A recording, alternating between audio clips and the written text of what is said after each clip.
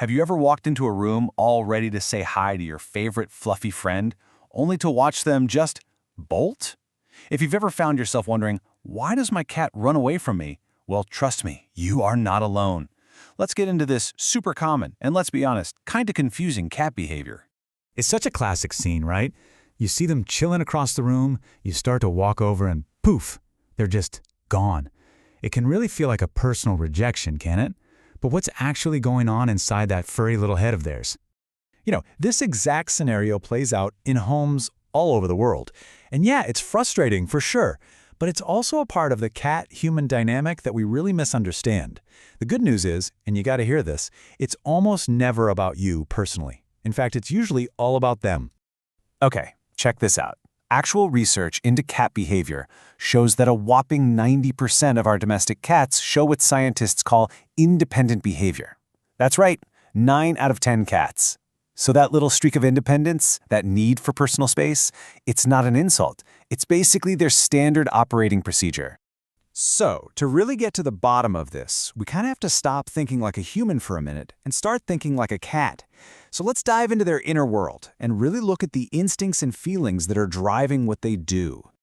And this right here is the absolute core of the issue. Our cute, cuddly house cats, they come from a long line of solitary hunters. Think about it. Their ancestors didn't hang out in packs. They depended on stealth, on independence, and on having their own territory to survive. And that ancient software is still running in their brains, telling them to protect their personal space and be a little suspicious of anything that comes at them too fast. And beyond those deep-seated instincts, their behavior can be driven by things we can't even see. I mean, could your cat be in pain from some hidden health issue? That would make them avoid contact. Are they feeling anxious because of a weird noise outside? And if you have a rescue, a bad experience from their past can make them extra skittish. Or, you know what? Sometimes they're just not in the mood for cuddles. And that's okay. So we know what's going on inside their heads. But how does that affect how they see us? Because we have our intentions, but our cats, well, they have their own interpretations. And a lot of the time, those two things do not line up. Let's try to see the world through their eyes for a second. This is so important because it really highlights the huge disconnect. So think about it. Your action is simple. You're moving in for a pet because you love them. But from their perspective, whoa, that's a huge, unpredictable threat coming right at them. Or how about when you use a loud, happy voice? Hello, kitty. To us, it's friendly. To their super sensitive ears, that's a potential danger signal.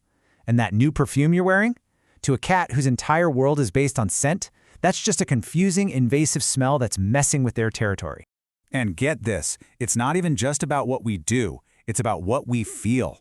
Cats are like these little emotional sponges. They can totally pick up on your stress, your tension, the anger you brought home after a long day, and when they sense that you're all tensed up, their survival instinct just tells them, something's off here, I'm gonna keep my distance. It's not rejection, it's self-preservation. Okay, so we've talked a lot about the why, but what about the how? How do we actually bridge this communication gap and start earning their trust? Well, the great news is it is totally possible. Let's get into the solutions. It really all boils down to these 4 main ideas. You can call them the 4 pillars of trust. First, and this one is so important, respect their space. Don't force it. Let them have their safe spots. Second, change how you approach them. Slow, calm movements and a soft voice make you seem way less like a threat. Third, you want to build positive associations. Become the bringer of good things, like treats and their favorite toys. And finally, you gotta be patient. Trust isn't built overnight, especially if your cat has a tough past. Seriously, if you remember just one single thing from all of this, let it be this right here. This is the golden rule. It's the game changer. When you let them be the one to start the interaction, you're handing them the control. You're showing them that you are a safe person to be around, and that completely flips the dynamic of your entire relationship.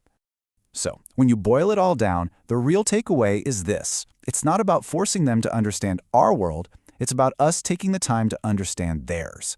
It's about shifting the question in your head from, why won't my cat let me pet it, to, how can I make my cat feel safe enough to want to come to me?